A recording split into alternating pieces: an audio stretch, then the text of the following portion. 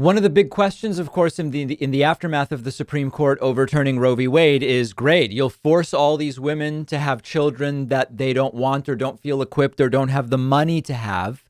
Who is going to help the women? Who's going to pay for the kids? Because it's not very pro-life to force a birth and then do nothing for the mother or the child in that situation. And in fact, I tweeted about this sort of tongue in cheek by saying, now that Roe v. Wade, and I know that I've misspelled Roe, the voice to text misspelled it. I throw myself at your mercy.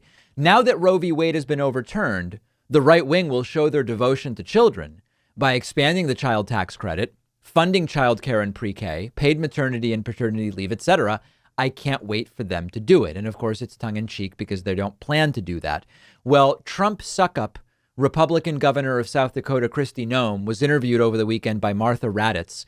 And she was asked, what are you going to do for these women? You said they will never be alone. What exactly does that mean? Her answer leaves a little bit to be desired. But we want to help support these mothers. I think we can do better in this country, making sure that we're walking alongside them in these situations and making sure that they do have the type of health care and the support financially that they need. Well, let's look at that support. The Nonpartisan Commonwealth Fund, a social policy think tank, says the 14 states that have the most restrictive abortion laws, including South Dakota, invest the least in policies and programs for women and children. So right. What do you mean when you say these mothers will never be alone? Yes. Well, I would say that the facts on the ground are that South Dakota is doing a lot to coordinate with nonprofits, with churches, and then also the state in a new way by launching this website and committing to in legislative session to support these mothers is incredibly powerful. This is a conversation that... Okay, so far she said, we are going to help support women. We're going to walk alongside women.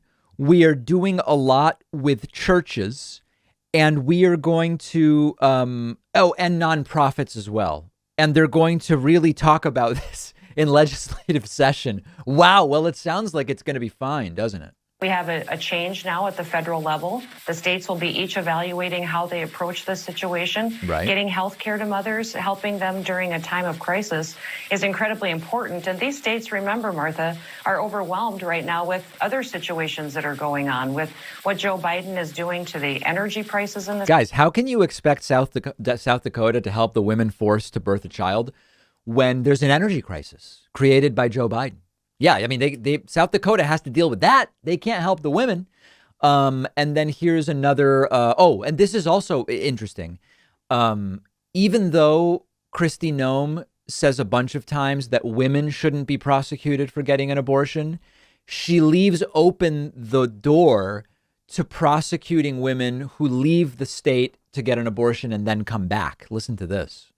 And just one more question. What if your constituents travel to another state to get an abortion? Right.